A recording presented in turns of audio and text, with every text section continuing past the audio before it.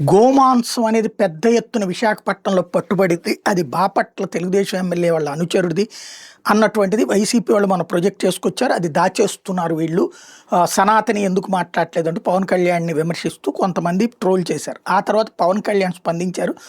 Visakhapatnam police కమిషనర్‌తో మాట్లాడారు పవన్ కళ్యాణ్. అసలు దాని వెనకాల ఉన్నది ఏంటి? ఎక్కడికెక్కడికి అమ్ముడవుతున్నది?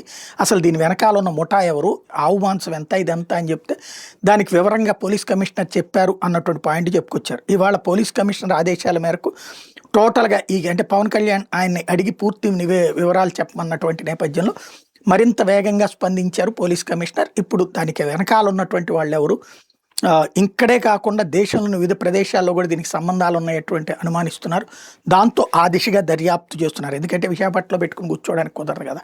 సంథింగ్ ఏదో జరిగింది అన్నట్టు. అదే పవన్ కళ్యాణ్ ఇదివరకు కనుక హోంశాఖ తనకు కావాలన్నటువంటి తరహాలు నేనే ఉంటే కనుక అంటే అప్పుడు అనిత గారు కోపగించారు. ఆ తర్వాత మిగతా వాళ్ళు కూడా ఆగ్రహించిన తర్వాత ఆయన దానికి అనిత గారు మంచిగానే పనిచేస్తున్నారు తర్వాత సర్టిఫై చేశారు. బట్ ఆయన మొన్న కూడా పేకాటకు సంబంధించి లేకపోతే భీమవరం డిఎస్పీకి సంబంధించిన నివేదికని అడిగారు అక్కడ ఉన్నటువంటి ఎస్పీని. ఆ తర్వాత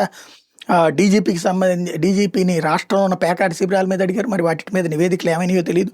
పోలీస్ కమిషనర్ విశాఖపట్నం మాత్రం స్పందించారు. ఇది కూడా నివేదిక ఈయనకి ఇస్తారు లేదా అన్నది తెలియదు. వివరాలు అయితే చెప్పారు. బట్ గోమాంసానికి సంబంధించింది ఆంధ్రప్రదేశ్ కేంద్రంగా సాగుతున్నదంటే మాత్రం దుర్మార్గమైనటువంటి అంశం. దాంట్లో ఏం తేల్చి ఏం చెప్తారు అన్నటువంటి చూడాల్సి ఉంది.